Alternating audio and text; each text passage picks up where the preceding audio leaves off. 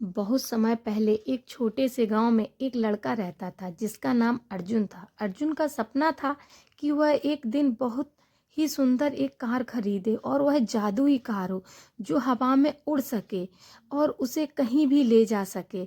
लेकिन वह एक बहुत ही गरीब परिवार से था।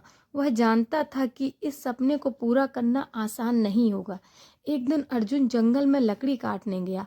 वहां इसने एक पुरानी और जंग लगी कार देखी जो किसी समय शायद बहुत सुंदर और शानदार रही होगी।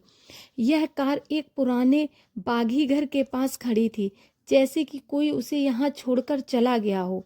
अर्जुन ने सोचा कि शायद इसे कोई और सुधार सकता है और यह फिर से चलने लगेगी।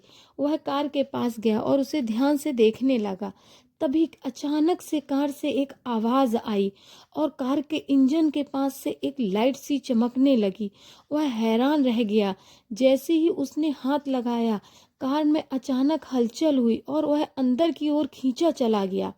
वह कार अचानक जीवित हो उठी और उसकी खिड़कियों से चांदी की सीरी निकलने लगी।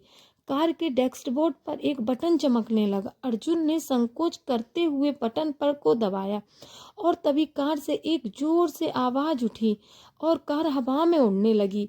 अर्जुन को यकीन नहीं हो रहा था कि वह हवा में उड़ते हुए नीचे की दुनिया को देखता गया। कार उसे पहाड़ों के ऊपर, नदियों के पार और हरे भरे खेतों के बीच से होते हुए ले गई। यह कार एक जादुई कार थी जो उसे किसी भी स्थान से दूसरे स्थान पर ले जा सकती थी। अर्जुन को लगा जैसे वह एक सपना देख रहा हो। कुछ समय बाद कार उसे एक रहस्यमयी जगह पर ले गई जो एक अद्भुत और बर्फ से ढकी हुई घाटी थी। वहां पर एक बूढ़ा आदमी बैठा था जिसे देखकर अर्जुन हैरान रह गया।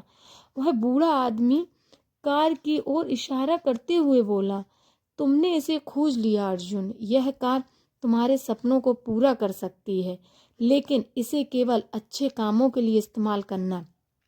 अगर तुम इसे बुरे कामों के लिए इस्तेमाल करोगे तो यह तुमसे छीन ली जाएगी। अर्जुन ने वहीं पर प्रण किया और उस कार का उपयोग अच्छे कामों में करेगा, यह मन में ठान लिया। वह कार को लेकर गांव लौटा और सभी लोगों की मदद करने लगा।